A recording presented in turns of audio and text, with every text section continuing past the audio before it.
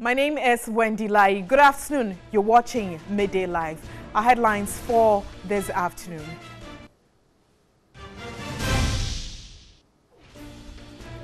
Ghana Health Service issues Lassa fever alert to all hospitals in the country.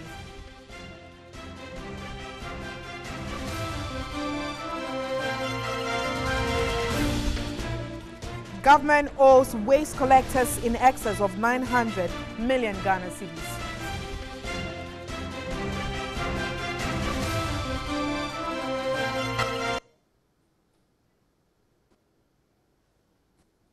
And on the international front, South Africa's ruling ANC to convene a special meeting of its decision-making executive on Monday. We've got details of these stories and many more lined up. Do stay.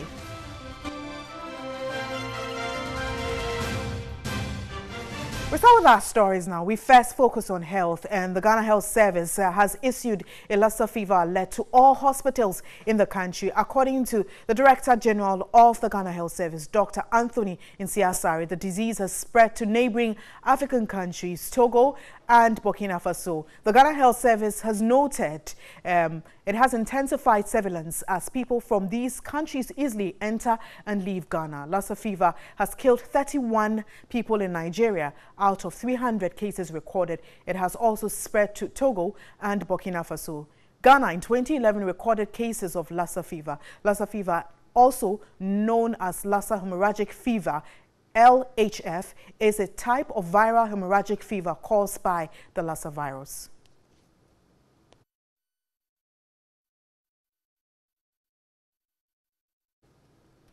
To some more stories, but we're still dwelling on healthcare. Construction of CHIPS compound to provide healthcare for residents at Tetegu in the South municipality has stalled at the roofing level. The building has currently been taken over by the townfolk. The construction of CHIPS compound is said to have commenced by the former NDC parliamentary candidate for Wejagbawe, Obobia Opokudako. The project is believed to have been funded by the 10% salary cut of the ministers under John Mahama's government. However, the project, which comprises the accommodation for staff, diagnostic center, have stalled at the roofing level for close to 2 years. This project was started somewhere September 2016 to sustain the women and the children in the area because we don't have any clinic around. So in the CHIPS compound policy, we were lucky to have one. But due to the change of government, the project couldn't continue till now. This has paved way for people to illegally occupy the structure. At about 9:45 Saturday morning, when the news team again visited the facility, the occupant had vacated the building. From July last year, there was a massive flood, which we even resorted to press conference and other things. And during that time, the whole area, the whole community was flooded. And so those of them who couldn't get a place to, perch for the meantime, just ran into this place for shelter. And that was all. Nobody rented the place out. Nobody gave the place out to anybody. Residents claim the absence of a health facility and other social amenities make living in the community discomforting. Another resident who corroborated hardship endured by residents wants immediate intervention.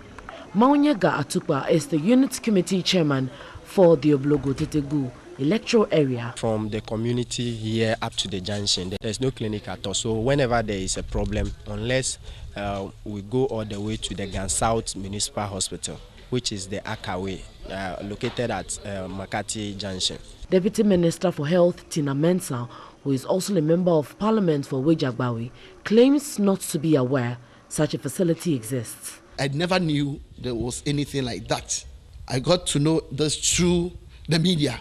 I went to the assembly said, it is not on their records that there is any project. But all that they also heard was what I heard my opponent saying, that she was collecting those 10% from the flat staff house directly to come and do this project. So I don't even know the contractor who is handling this. Shaova indicated plans to ensure it is completed. I'm looking forward to make this place a modern community-based post. I wouldn't like to promise that so time, but now that I've started coming here, now that I've seen where the situation is, we're going to sit down and then we carry it on from there.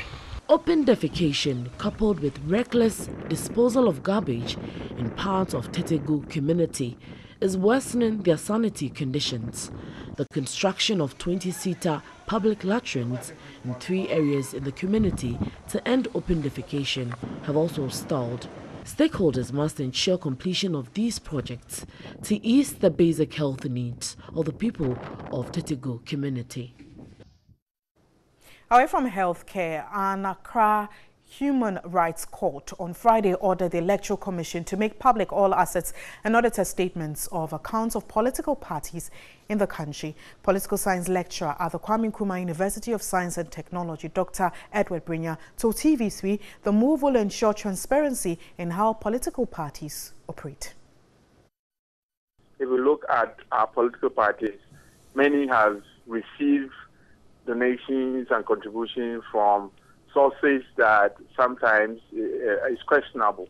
I think this law is going to compare the Commission not only to try to receive sources from questionable sources, but to a sort of way guide them in the right direction to make sure that whatever they are receiving will not be something that at the end of the day, should they gain power, would tend to compare them to sort of a payback sort of thing. I think it's a step in the right direction, and they'll put the political parties on their toes. It has to probably do with the political parties themselves.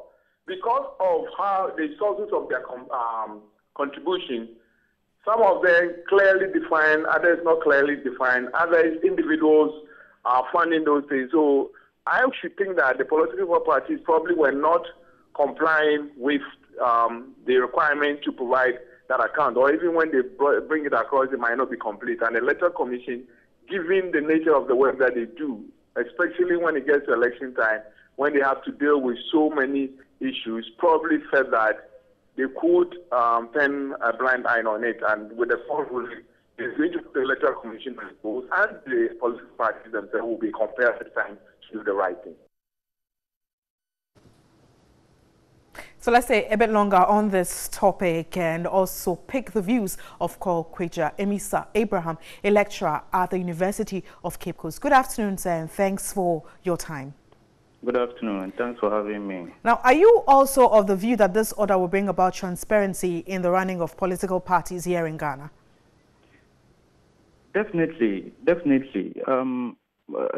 I think that as a constitutional provision, that is Article 55:14, which talks about the declaration of assets and accounts of political parties, and it being strengthened by statute, the Political Parties Act. It shouldn't actually have brought us to this stage that we need a court order in order for EC to publish such an account. It is something that should have been done long ago. That is since March of 2017, and so it is really a good thing that such a court order has come, and we expect the EC to comply swiftly. Now, you talk about the EC complying swiftly, and not all political parties have even expressed willingness to do this. Now, is it just about the EC's willingness to work on this, or you think that a lot more needs to be done, aside just the order? When an institution decides to go contrary to a constitutional provision, that is against the law. And so any party who is unwilling to comply must definitely face the law. And so we expect the EC to bite if parties are not going to submit their account and assets and declare their assets, because this is supposed to ensure that dark funders, dark in quotes, dark funders are not made to control political parties, because it so happens that if there is that power of incumbency, smaller parties which are not which are not associated with the government tend not to have those source of funding and all that. And so we expect that all political parties should comply. And if they don't, the law should bite them. And adding on to what you said, do you think that it is time that the state looks at funding political parties, even though this matter has come up over and over again? Definitely. After 2001, this issue of political party funding came onto the floor of the public discourse, and it is definitely in the right direction if we bring it back to the discourse and see how best we can fund political parties. Because in the end, first of all, it will help prune the kind of political parties that get themselves registered. It will also, promote multi-party democracy, because as at now, the reason why we are alternating between NDC and NPP is that they are the ones who have the resources. And but so are we ready as a country to get there in the first place? Yeah. Are we ready as a country to get there in the first place? Why not? We are. By funding political parties, it does not necessarily mean that the government is supposed to give these political parties huge sums of money. But of course, we can put in certain policy measures. For instance, we can say that let us allow an aspect of private funding, but give it a ceiling. Again, we can say that the government can give certain support in be it material in terms of cars and all that to use for their campaigns, and certain support, and we can do it gradually, and definitely we can get there. We ready if we prioritize it. All right, thank you so much for your time. I have been speaking to Kweji Emisa Ibrahim. He is a lecturer at the University of Cape Coast. You're still watching Midday Live, and now move to education. And 6 months into the implementation of the free SHS policy, the debate about how sustainable the various forms of funding proposals are to the policy's survival still lingers on. A finance and economic analyst, however, thinks a free SHS endowment fund is the solution. Government's budget for the free SHS policy stood at 212 million Ghana cedis. This amount was to cater for over 335,000 students. However, only 10 million Ghana cedis has been made available, a shortfall of some 92.5% of the original budget. The rest of the difference, however, is expected to be catered for by the Scholarship Secretariat with a budgetary allocation of 1.2 billion Ghana cedis. Jerry Afolabi, a finance and economic analyst, says this plan is highly challenged and inadequate. The implementation process hasn't been so smooth because there has been a lot of calls from the public and even from Parliament accusing the government that there is no clear-cut policy direction, there is no clear-cut funding options for the free SHS. Last year alone, 239,431 boarders and 113,622 day students were admitted in senior high schools across the country. There is a 12% projected increase in student population this year, bringing the total number to 397,653 who are expected to be admitted in September this year. But the question that lingers is, how will the additional numbers be catered for? Jerry Afolabi is proposing that all these allocations should be invested in a free SHS endowment fund to provide sustainability. We are saying that since there is an annual budgetary allocation for education, that the portion that has to go to free SHS should be invested into this fund. There has been calls on government to look at how a portion of the heritage fund can be diverted, or so to say, a percentage of it can be invested into or used to fund free SHS. Part of it, a percentage that should be agreed by Parliament, should be added to this fund. Whatever donation that comes with reference to education should be invested into this endowment fund we are talking about. And once we have a holistic fund which is invested purely and managed by independent body, not government interference. He said government could invest in human resource without depending on foreign aid. He added that ensuring that SHS is free for all, the country must provide the needed resources and facilities so as to improve the quality, infrastructure, and remuneration of the teachers in general. You're still watching Media Live. It is emerging that the military officer who died alongside Ebony in the accident, Vondi Francis Achu, has a strong music background. My colleague Komla Kluche was at his hometown Adidome in the Volta region on Saturday. He spoke on News 360 by first telling us about the late Achu. Komla Kluche later spoke to the former transport minister, Jifa Tivo, who was there to console his mother and family. Only gentleman amongst female. My understanding is that there are 6 or so, and is only male amongst them. Details have been gathering is that his interest in music actually spanned from when he came out of secondary school, and even joining the fire service. And after joining the fire service, he had gone into the military. When he was graduating from the military, he played even at a graduation ceremony, which most of his colleagues have lauded him over. How did you receive the news, and how do you think that we should be celebrating him as one person who has appeared and sung in the whole story? You know, I heard of Achu through my nephew, with whom they grew up at Adidome, this very house. And we all woke up to hear the news that Ebony is no more. I knew Ebony at home when he used to come to do some shows with my nephew, the Global FM.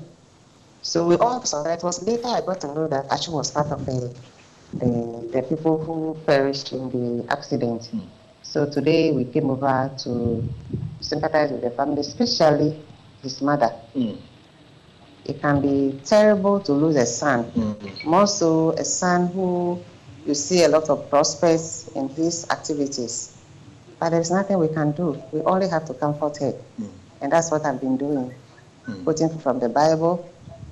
It's the will of God. There's nothing we can do. We can wail, we can cry, we can roll on the floor, but nothing will bring him back. Okay, that's the former Minister of Transport there speaking to us. We don't want to go into the other issues, but one thing we've been gathering also is that the family earlier today met with the military, and they have taken custody of the body. And the only information they gave the family was that they were going to hear from them in subsequent days. If, per what we're hearing, is anything to go by, it means that they are going to go through the mail in terms of the procedures that the military would subject him to, and then finally the body would be given back to the family for the burial. The family, as it stands now, would not want to speak to the matter because of how delicate it has become, most especially when they are yet to even hear from the military. Abu Ishamoni.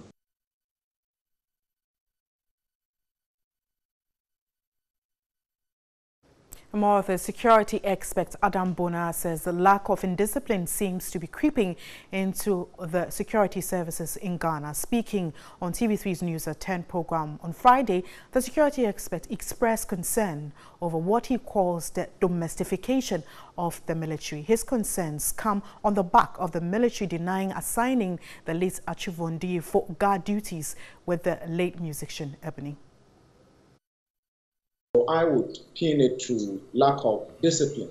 It is the general indiscipline within the security services in the country. The military, internationally, they are so structured in such a way that a military officer cannot actually leave his post or barracks wearing uniform without what in secondary school we used to refer to as exeats. If you didn't have one, and a police officer accosted you in town and asked you if you didn't have one, that police officer is likely to take you into custody. And so the military have their own way of, ensuring things are done. But unfortunately, as a nation, we somehow have found a convenient way of bringing in the military. We have domesticated them. You find the military performing guard duties these days. You go to some important person's house and you'll find a military officer there. You'll find military officers who are either directing people at funerals. You'll find military officers who are performing escort duties, like this military officer is suspected to. And so if indeed it comes out that it is true, but I suspect it's likely to be true, because then the military, under no circumstances would the military, assign a military officer to be a bodyguard to, the lady who passed. Condolences to the family. And so I want to say that it is unfortunate, but then I've had the opportunity to have discussions with the top hierarchy of the military men appointees with regards to the way we are domesticating our military. They are the last standing by force we have as a nation.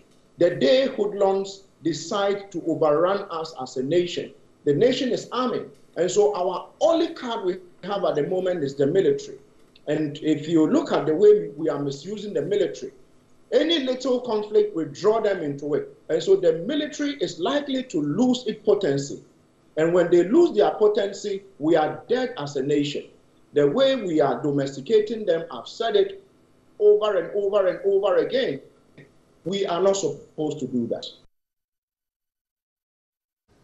To other stories now, and a chartered environmentalist, Dr. Eric Chum, has noted any decision by the president to lift the ban on small-scale mining would have to be informed by the report from the Interministerial Committee. He was reacting to opinions that the president did not address the specific issues in the fight against galamsey in the State of the Nation address.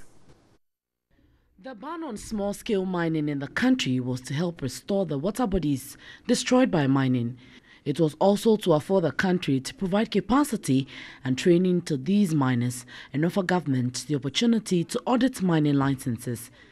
Chief Executive Officer of the Institute of Green Growth Solutions, a policy think tank, Dr. Eric Chum, has indicated the president did not go into specifics in terms of the fight against galamsey. But the only logical reason was that at the time, the decision-making body, which is Parliament, together with the sector ministry, had not come up with specifics as to what they wanted to do.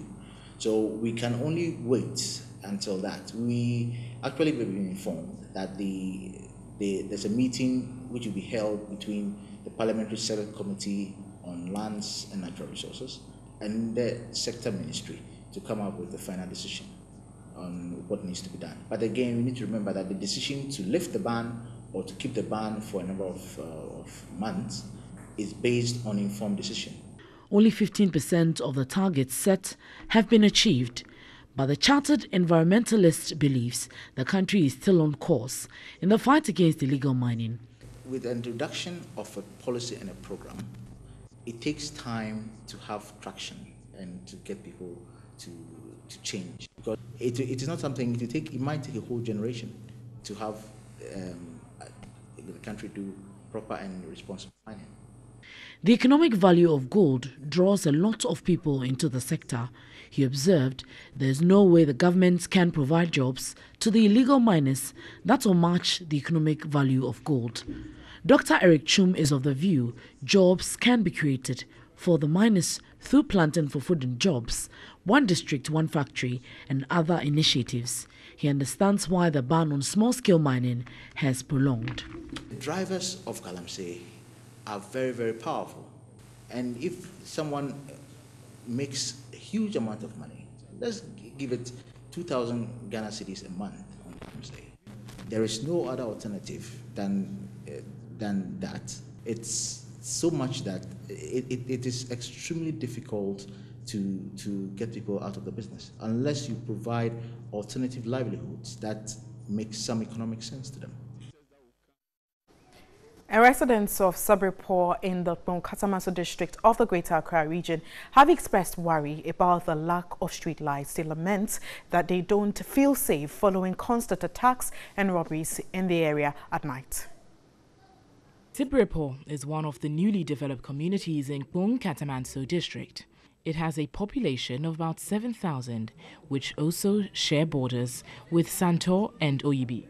Residents say they have been neglected when it comes to development, as they lack several amenities like good roads and access to potable water. Topmost of their concern was the lack of streetlights, which have exposed residents to constant robbery attacks at night. They owe it to us. We pay streetlight, don't we? So at least if that can be given us, we can walk on the street without fear. Because lately there have been a couple of attacks and we don't know who is next. In fact, we are insecure here. There are a lot of things that are happening here, and now everybody is afraid. Nobody can even sleep anymore. As part of efforts to support the town, 3FM and Onya FM, both sister radio stations of TV3 Network Limited, have come to the aid of the residents. The two radio stations launched a radio campaign, Let There Be Light, to support and light areas where street lights are not available in the country. The donation of 6 street lights and poles to the people of Sabripo is the first since the campaign started. Group Head of Corporate Affairs of Media General, Richard Ahiagbile, promised of more social interventions for needy communities. We're quite happy that today we'll be able to make the dreams of Sabripo come to reality by donating these lights to them. We also want to take this opportunity to appeal to the general public, to companies that are involved in lighting to come to support this initiative. Let's light up every community, let's light up all the streets in our communities and make our country safe for each and every one. The leader of the Residents Association of Sabripo, Florence Asiedu, was appreciative of the gesture. 20 years, no, for TV3 Aswaba, Bibri, Sisi obi abe wo say ade na mo ye no e real ye can say ho it is Dubai ye wo street kitwa bi a efi junction bi so ekọ me fie sisi e ho no ya fra na onua close.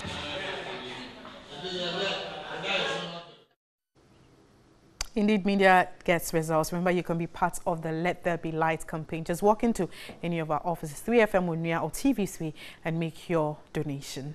You're still watching Media Live, and the Minister for Sanitation and Water Resources, Joseph Kofi Adda, says government owes waste collectors in excess of 900 million Ghana cedis, and efforts are underway to pay them.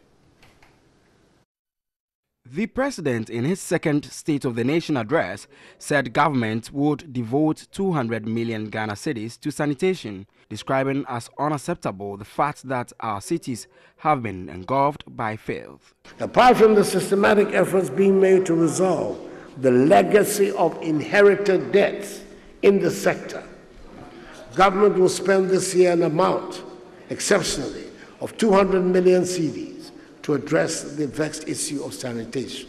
Speaking to TV3 in an exclusive interview, the Minister for Sanitation and Water Resources, Joseph Kofi Adda, gave a breakdown for dispersing the 200 million Ghana cedis and areas where this money would be spent. He mentioned part of it would be used to pay arrears owed contractors, which is in excess of 900 million Ghana cedis. When we had a press conference last year, there was close to 900 million cedis that we had to pay. And that ranged from paying the sweepers to those who are collecting the waste to those who are actually managing the landfill sites. There's a whole lot. Yes, we agree in principle we owe.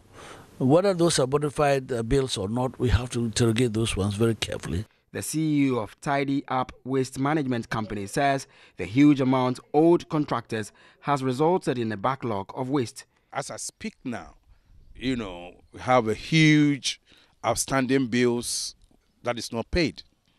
And if this continues, then it will be very difficult for us to get this thing, done.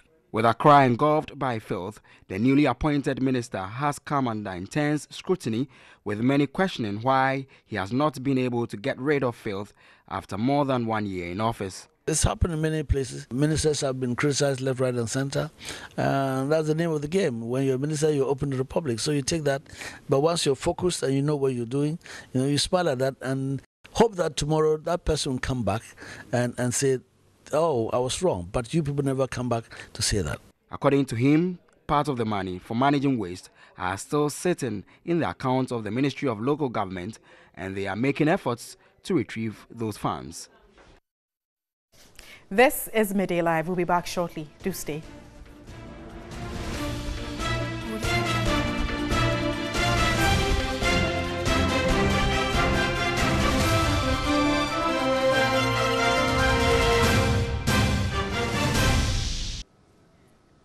You're still watching Midday Live. Thanks for joining us. To some of stories, and farmers at Asari Chrome in the Mansia West District of the Ashanti region have urged government to make agriculture more attractive to the youth to move productivity. Now, they raise concerns over high cost of inputs, including fertilizers, and lack of credit facilities are some of the setbacks in their quest to attract the youth to do a lot more agriculture. Asari Chrome is a farming community in the Amansia West District of the Ashanti region. Here, majority of the people actively engaged in agricultural production are the older folk. Former Member of Parliament for Amansia West constituency, Grace Addo, ventured into farming after losing her party's primaries in 2016. She has set her eyes on becoming the best farmer in Ghana, with increasing produce from her cocoa, plantain, cassava and maize farms. Most of our farm products are almost going into waste. You don't have markets for it, and sometimes post-harvest losses. It's always there. Apart from cocoa, if it is plantain, cassava, and you see for yourself, the cassava farm I have about 8 acres. Since last 1.5 years, I've not been able to get a market for it. But Ms. Addo is worried at the massive import of food, especially rice, onto the local market. She also observed high cost of agricultural inputs and labor, coupled with the lack of access to credit and poor land tenure, as affecting farmers' productivity and income. She appealed to government to review its agricultural policies to accelerate economic growth. The youth, some of them are ready and prepared, but the support is not coming. So when they are dealing with some of these issues, they should come down to the grassroots. Is there that the problem is? Those people at the office, they will just call somebody to come and bring the names and the photographs, but they themselves will not come down and see the problem here. A young farmer, Richmond Frimpong, also urged government to help ease the stringent regulations concerning access to credit for the youth who are ready to go into farming. Prospective investors should also look into the agri sector. They should invest there because there are more prospects and potential in the agri sector. If we are to invest to have more commercial farmers within the country, I think it will go a long way to even reduce the unemployment situation in the country. You're still watching Midday Live with me, Wendy Lai.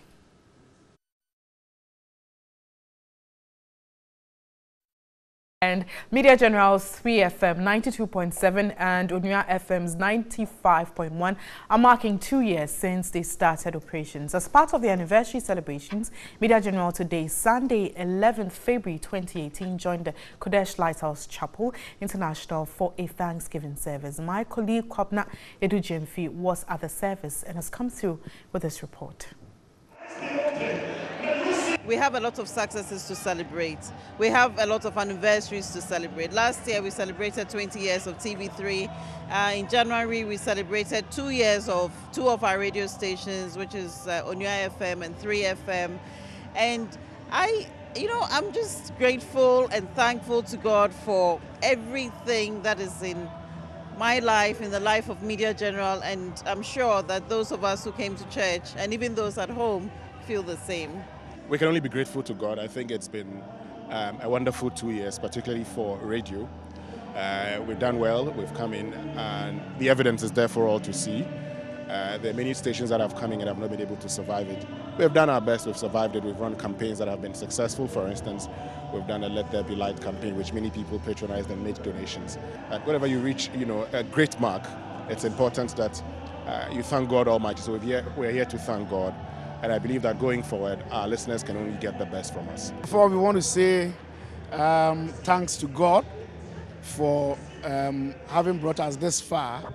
And we also want to say thanks to the board, the management, the staff, and most importantly, the clients, as well as all the other people who have made it possible for UNIA to come this far.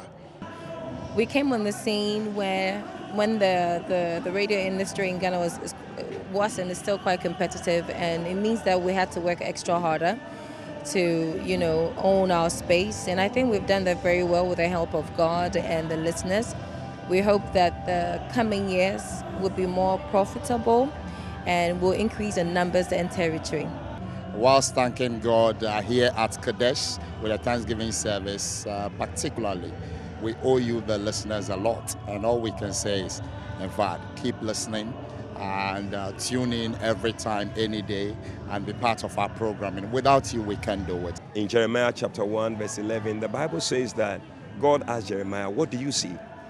And it's the same question I want to ask Media General. What do you see? What do you see in 5 years' time? Because the Lord said in verse 12 of that same scripture, it says that you have seen well. I will watch over my word to perform it. So what do you see? The sky is the limit. And somebody said heaven is the limit. You can see, if you can see as far as you can see, God can take you. So I want to... Well, a big congratulations and a happy anniversary to SBFM and UNIA. We have more in our subsequent bulletins. To entertainment now. And the theme for the 19th edition of the Ghana Music Awards is Our Music Beyond Borders. CEO of Charterhouse announced this at the launch of the 19th edition of the awards in Accra. CEO of Charterhouse, Theresa Ayowade, emphasized the need for Ghanaian artists to move beyond the shores of Ghana to stage their own event in bigger venues. Some African artists have done it, and we believe that it's time for the Ghanaian artists to take their space as well. And we're going to make sure that we support them in all the ways we can. And we are ably supported by our partners, Vodafone, who have shown keen interest in joining us on this journey in pushing Ghanaian music beyond our borders. So this is the big theme that we are launching this year's event on. And we'll be coming out back to you with clear plans and actions in this direction. The festival calendar for this year's event starts with launch party, followed by nominees jam, a music seminar, the main awards night, after party and celebration jam. George Quay, who speaks for Charterhouse, said the total number of entries received was 709.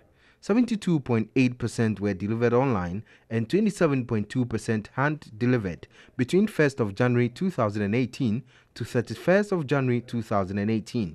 This is the highest entry organizers have ever received. Meanwhile, there have been new definitions for some of the categories. The categories are New Artist of the Year, Songwriter of the Year, Record of the Year, Music Producer of the Year, Sound Engineer of the Year, Instrumentalist of the Year, and African Artist of the Year. Female dancehall artist Ebony, who passed on Thursday, February 8 after a fatal accident, will be nominated and awarded if she wins. We cannot say for sure that she's going to be nominated, but we have a fair process in place, and if she deserves to be nominated, she will still be nominated.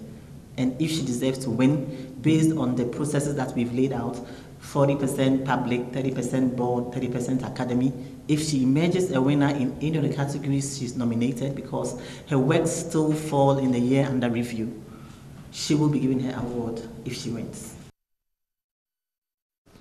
Next, we have international news, and South Africa's ruling ANC will convene a special meeting of its decision-making executive on Monday. Its spokesperson, Pauline Mabi, said amid mounting pressure on President Jacob Zuma to step down. Pauline Mabi could not say whether Monday's special meeting of the National Executive Committee would discuss Zuma's political future. He indicated that the National Executive Committee, which is the NEC, is a key ANC decision-making body that has the power to instruct Zuma to resign. The ANC called off a similar meeting scheduled for Wednesday, that's last Wednesday, to discuss Zuma's future after the president and party leader agreed to hold talks for a transition power. The party has also said that those talks were constructive. Zuma has been in a weakened position since he was replaced by the ANC deputy president in December.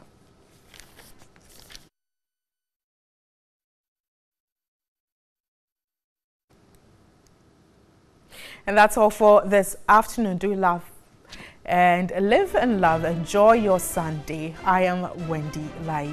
Thanks for watching. Enjoy the rest of our programs.